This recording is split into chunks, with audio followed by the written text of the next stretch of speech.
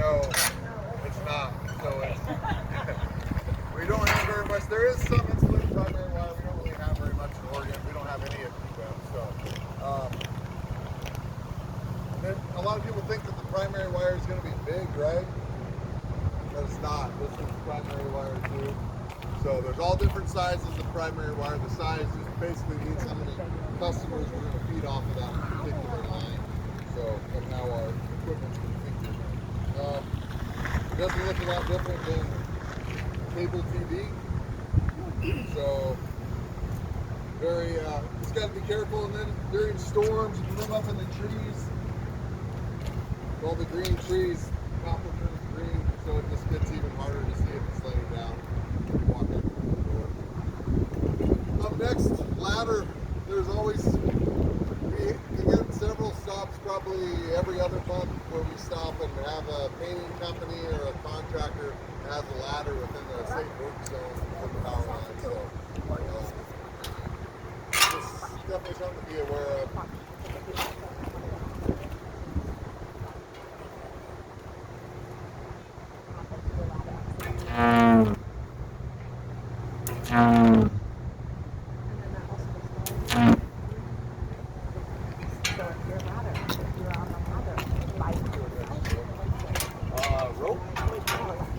So every year during a storm, we get fire departments to start getting real creative. There's wire down across the car. They think they know it's secondary. When we go out there, it's actually been primary. We use very special ropes that you guys would never buy. It's very, very expensive. If we're going to put a rope, we actually use an insulated stick on it too. So this is just kind of a demo to show that a wet, dirty rope will track. Water.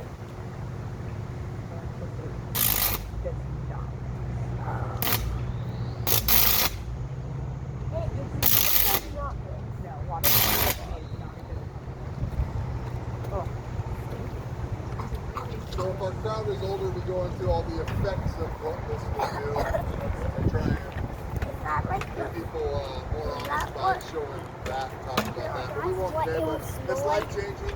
Even a small contact, the quickest, and if you get lucky, it'll change your life forever. A lot of people, their fingers don't move very well, or it makes them feel bad. So, electricity, there's an entry tube and then an exit where you touch the conductor and it tries to go to ground.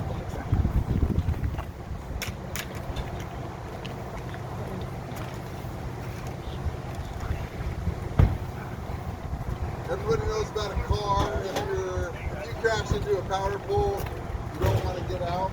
Even if the fire department gets there and tells you to get out, you might want to stay if you see power lines on it.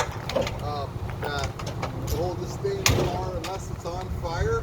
Then you have to make that decision of whether you're going to jump or stay or what. But when you do jump, you have to remember to not jump and then be holding onto the car, because now you're that second point, you're that path to ground. So you'd have to try and jump. Anybody that has a big truck has a better chance of surviving. You try and jump out of a Prius, right? Or any low car.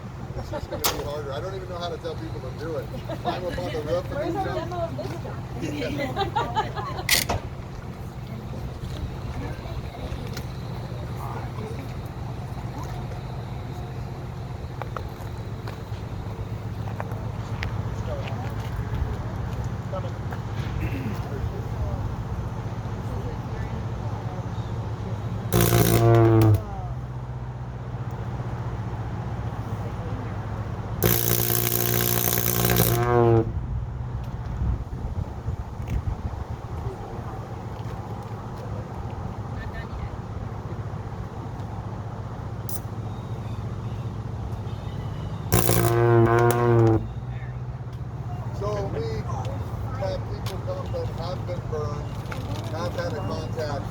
It's a short little contact like that, and it's life-changing, right? Like there's 10, 12, 15, 20 surgeries. There's a lot of skin grafts. It's a lot of, like I said, very life-changing event. If they survive. Okay, the next one's stem potential, and this is kind of stem step potential is going to be like, if I take a rock and throw it in the pond, you have all the rings. So now those rings are all different voltages. So that center is going to be the highest, say it's 2,000 volts. Out here somewhere is 10 volts. That difference in those rings is where you're going to make that up in your step. And so it's going to equal that out, whatever that is, and this will go through your body. So that's why if you jump free from the car or you walk up to a power line and you feel that, a lot of guys will feel that and then they'll hop away or scooch away.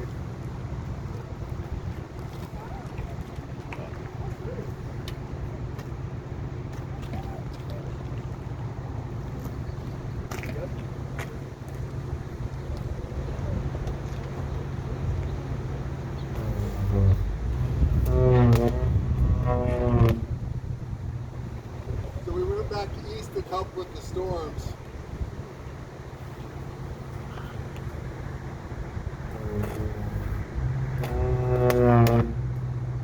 There were so many people from the utility side that had got step potential, got burned, that they issued those people like our rubber gloves are certified and tested. They issued them like a rubber boot like that was tested to try and keep them. So it's a very big problem. A line will lay on the ground energized for days and days, especially if there's snow. We lost our last ice storm. We lost a couple buildings where it laid on a building for like 4 or 5 days, and then finally caught the building on fire. So little sheds out back. Okay, so is there any way to tell whether that line's energized or de-energized right now? Right now, no. So it doesn't matter how long. Oh, go.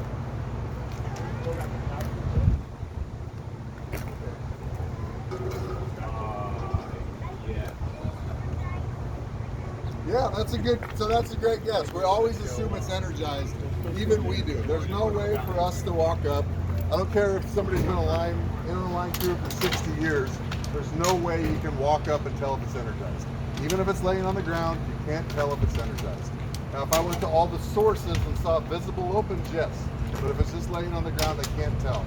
The only way we can tell is to test it with the tester.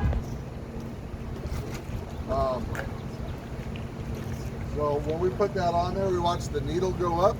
That tells us that it's energized. There's no other way. And so what we have in our industry is if it's not tested and it's not grounded, then it's not dead. So we have to have a set of grounds.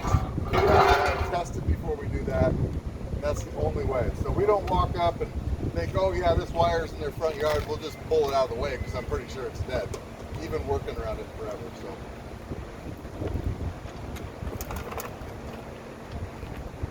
Okay, so a transformer, that Joe's pointing at right there, it takes electricity, and it takes it from this instance 7,200 volts, and it converts it to 120, 240 to where you can use it in your home. Transformers, there's no moving parts, there's no safeties, there's no anything, so it doesn't care if you feed it with 120, 240, and it'll produce 7,200 volts. So this is how a lot of people's families get killed. Is they get impatient on day 5. So you can see the light in the house, the power's on right there, and that's being supplied from the 7200. And so they'll get impatient. They'll build some plugs and they'll plug stuff in, and then they energize up to their secondary, up to the transformer, to the wire that's laying in the backyard, and then their own family goes out and their neighbors go out and they kill them. Right now, guys, the primary is energized, okay? This fuse, we're simulating that it's blown. So below here is not energized. This is our air brake right here. This transformer is hot. We have no power in the house right now. So this line, say it's dead, it's on the ground, something like that. It's been laying there a long time. It can even be opened up and the fuse out of the road. Customers will get tired of being out of power. Usually it doesn't happen until quite a few days of the storm. They'll make a double-ended plug like Kevin has, and they'll just plug it directly into their house. Whether it's an outlet or a dryer outlet, doesn't really matter. They just make a double-ended plug. Those are illegal, but anybody can make one. And then they'll hook up to their generator, and we'll come along down the line, and we we always test. So it usually doesn't hurt linemen. It hurts the neighbor. It hurts the phone worker. It hurts somebody like that because they don't have the testing equipment we do. And that line, they've maybe been driving by it for like 6 or 7 days, and it's been fine. It's been laying there. Maybe they even touched it already. Well, now the neighbor has heated up and created a vacuum situation. The transformer doesn't care whether it gets low voltage, it makes it high voltage, or high voltage, it makes it low voltage. So just with that little 120, 240, homeowner transformer, we now have 7,200 volts coming out the top side of the transformer. And that wasn't there other than through the backseat situation. With that being said, are you not to use a generator? So if you're going to do that as a homeowner, how do you do it in a way to keep everyone safe? You have to have a approved disconnect, so it can't backseat. It'll be a disconnect, usually in the main. Sometimes they're on the meters themselves, and it prevents any backflow of electricity up through your secondary transformer, whether that's through the overhead transformer or an underground pad mount transformer. And sometimes it's as simple as a toggle switch. Yeah. Like your main will be right here, and then you'll have a generator main right here, and only one of these can be on at one time. It's just a physical barrier that you can only have your main on, or you can only have your generator on. You can't have them both on at the same time. Some of them are that simple. Some of them are electronic controlled, and they're auto. You know how they work, and there's a lot more to those. But the simplest form is just a disconnect. Electricians can install those. Homeowners can also install them if they're an approved part. You'll also see homeowners who know what they're doing. They'll go out and they'll pull the leads out of the bottom of their panel, and there is no physical connection between their power that they're making their generator and our line. We see that on storms too. It's like, hey, you know what? The guy knew what he was doing. He pulled all his leads out. There's no way he can backfeed this. I'm okay with that. But you never know. You can get desperate, And you can just plug in the item you want. If you have a freezer you want plugged in, if you have a refrigerator, people can plug that in. That's obviously legal.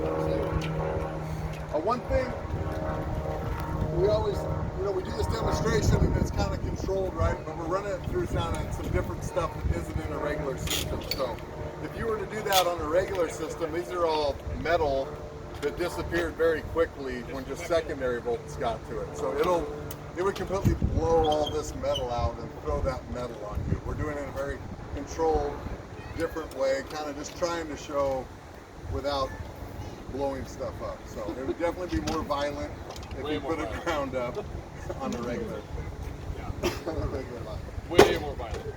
It burns the line down and everything. Yeah. Any questions? I have a question. So when we were talking about like if you run into a pole to stay in the vehicle, or if you can make that jump, Yep. I thought like if you were moving, like your feet like don't lift up. Is that not a thing? Hop, shuffle, it doesn't matter. Okay. It's just that difference in potential from here to here. Right. Okay. Same thing from what that overhead can. This is an underground can. You see these ground boxes sitting around the same presence. They can backfeed through those things. Okay. Yeah, so that's actually a great point. Lance had one in like this neighborhood front yard where there was a car parked on top of a secondary box with everything still energized. I rolled up on one of these where the transformer had been kicked off and thrown away. The car was parked really close to it, and the elbow, the thing that Joe's holding right there, was just sitting on the ground. So if This anybody is all really wants to- insulated around the outside, and it essentially just pulled off. This is meant to be pulled off with a shotgun and do it, safely. It's just essentially a 7,200 volt extension cord house plug. That's the only. It works the same basically. But it had pulled off just the right way to where nothing touched that probe on anything that was grounded. It was just sitting there energized at 7,200 volts. So it just, we see them knocked off with mowers. People will hit them and drive off because they don't want to get in trouble. You'll see them where they're kicked off a pad wherever they are. You'll see exposed, primary. We also have our homeless population likes to get into these and cut the wire out of them, trying to get the copper.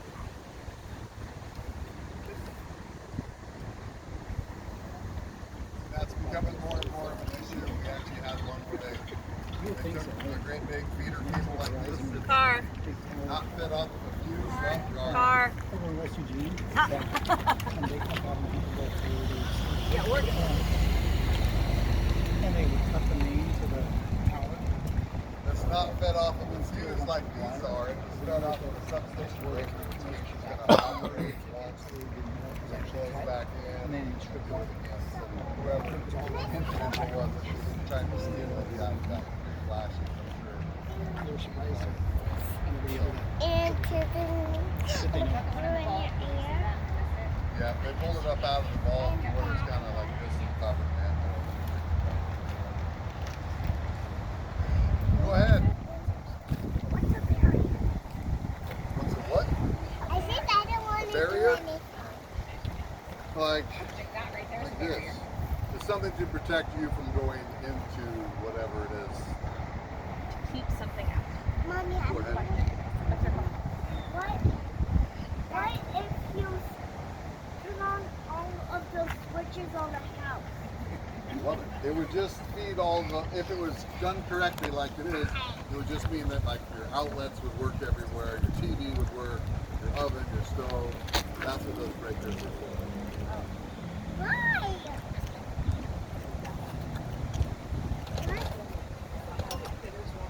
Can I say by my own? So it's kind of like the same idea if you're hunting, right? If there's no other, if there's not a path to ground, then you're fine. So like in California, we would rubber glove. Instead of having sticks, you can go up there. There's no path to ground. You would cover, say, the pole and then work on the energized face. It's that path where it becomes different. So it's like a bird on a wire. You get electrocuted 3 ways: phase to phase to ground, and in series. So if a bird is just on the wire, they are at the same potential as everything around them. So you have to either be between it, you have to be going phase to phase, or you have to be going phase to ground. Otherwise, you can't experience a voltage drop across your body. It's like birds when they get themselves in trouble, or squirrels do when they touch the insulators. Depending on how far down the insulator they get, like here, they might be fine to here, they might be fine clear down to here, but if they step between there and there, you get a smoked squirrel.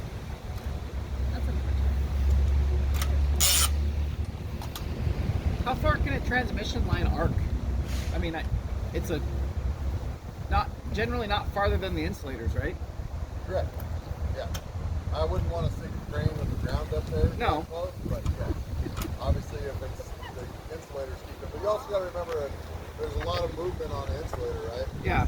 So it's farther than it looks actually to go to try and draw that out. But if it's a metal tower and the line's 3 feet from the tower, then It'll still, though, have a lot of induction around it. yeah. So regardless of whether it'll arc to you, it won't feel very good. Everything No. around you sucks. I've just heard stories growing up about people walking through fields with poles on their shoulders or ladders, and like well, it didn't go 30 feet. No, they touched it most likely. It was Yeah.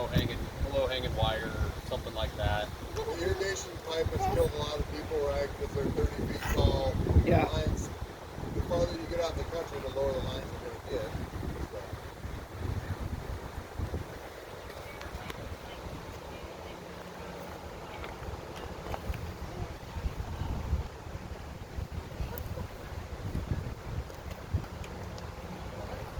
Yeah. Call EREP, call emergency services.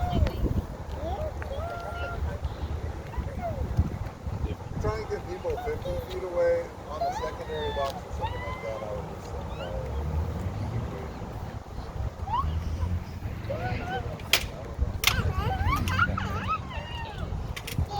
you do.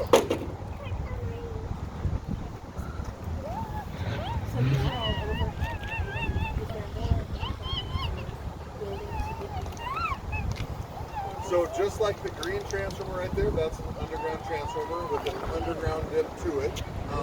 Everything new is going to be underground, but we're probably not going to, for a very long time, go and replace all the overhead stuff with underground. dig-ins, we probably have, we have a lot of dig-ins. So there's still customer contact with the underground lines. So they're running them over with trucks, they're hitting them with backhoes.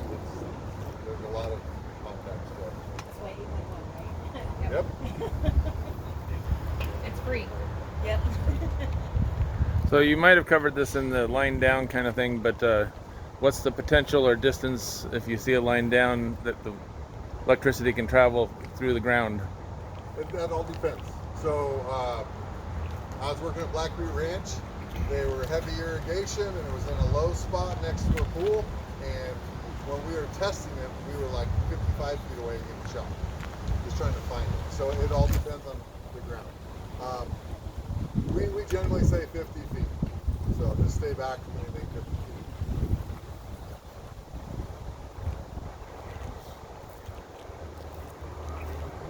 We appreciate you guys, by the way. This last store, I always appreciate We appreciate the patience. So, yeah, sometimes there's just too much to be very quick.